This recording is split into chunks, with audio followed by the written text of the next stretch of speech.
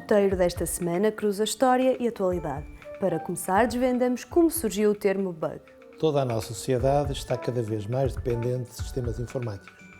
Quase todos já sentimos os efeitos de falhas ou erros nos computadores. Faz então sentido perceber como surgiu o termo bug, que em português se traduz por inseto como equivalente a defeito.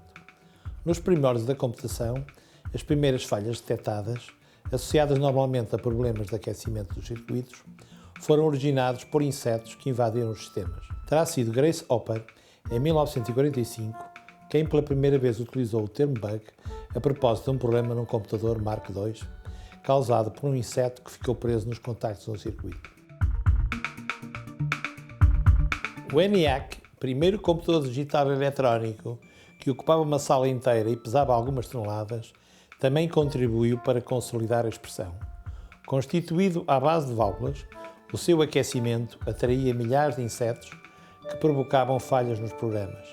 E assim, frases como "este programa tem muitos bugs" ou "só pode ser um bug do sistema" ficaram até hoje.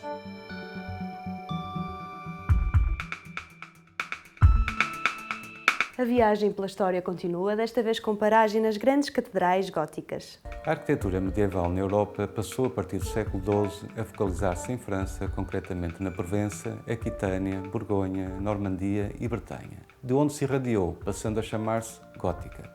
O gótico, enquanto o novo estilo era bastante arrojado para a época, definindo-se por características particulares, como por exemplo, depender do equilíbrio de forças, utilizar os arcos em ogiva que permitiam canalizar o peso da abóbada para determinados pontos estratégicos, já usados no românico, ou construir janelas que, além de poderem ocupar todo o espaço entre os contrafortes, eram também preenchidas por enormes e magníficos vitrais que resistiam à ação do vento devido aos padrões rentilhados. E ainda o novo arco, o arco botante, que juntamente com os contrafortes permitiam sustentar as paredes exteriores elevadas, suportando esforços particulares designados por empuxo. Todas estas características, entre outras, fundiam-se então numa unidade que criou uma nova teoria estrutural a par de uma concepção estética inovadora. Assim, a arquitetura gótica sustentava um elevado apelo emocional, não só para o escultor, mas também para outros artesãos, conseguindo apresentar a tríade da arquitetura: função, estrutura e decoração.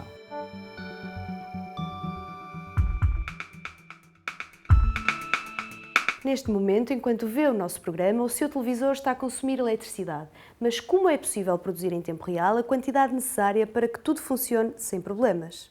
A eletricidade tem que ser produzida quando é necessário, isto é, quando os consumidores a pretendem e, ao contrário de outros bens, não é armazenável. Quando ligamos o televisor, o computador, a máquina de lavar ou qualquer outro aparelho elétrico, precisamos de eletricidade que alimente o aparelho em tempo real durante o período de funcionamento.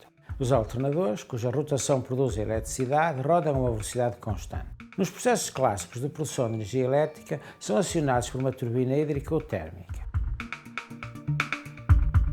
Desta forma, quando a quantidade de eletricidade que está a ser consumida é igual à produzida, há um equilíbrio entre a oferta e a procura. Para o caso de haver diferenças entre a potência elétrica produzida e consumida, os alternadores dispõem de uns sistemas automáticos, os reguladores, sensíveis à variação de frequência que atuarão na potência primária das máquinas. Assim, é possível garantir que a potência produzida é, novamente, igual à que está a ser consumida.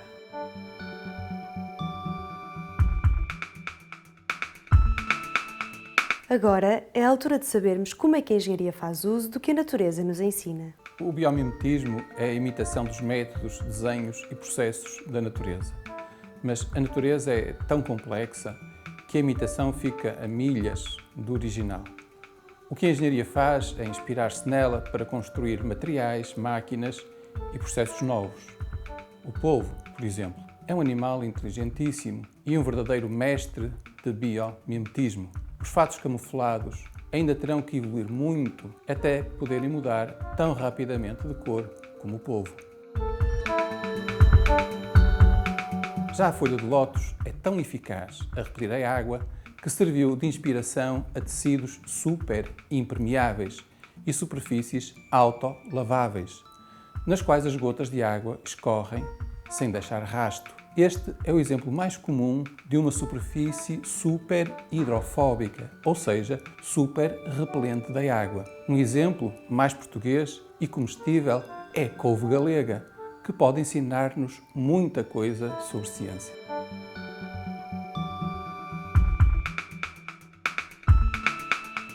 E para que nunca se perca, terminamos com o GPS. Veja como é que o sistema consegue indicar sempre o caminho que precisa.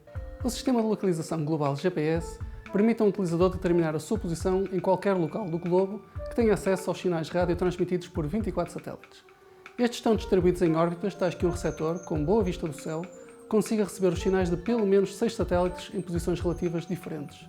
Se receber informações de 4 ou mais satélites, é possível calcular o erro do relógio do receptor, bem como as suas coordenadas tridimensionais correspondentes às distâncias corretas a cada satélite. Quando um receptor é ligado, começa por procurar os códigos dos vários satélites visíveis no momento. Seguidamente acumula informações sobre as suas efemérides, que são as descrições precisas das órbitas necessárias para calcular as coordenadas absolutas do receptor a partir das distâncias aos satélites. Assim, este processo de inicialização dura até poucos minutos e só quando está concluído é possível vermos as medidas de posição, numericamente ou projetadas sobre o mapa.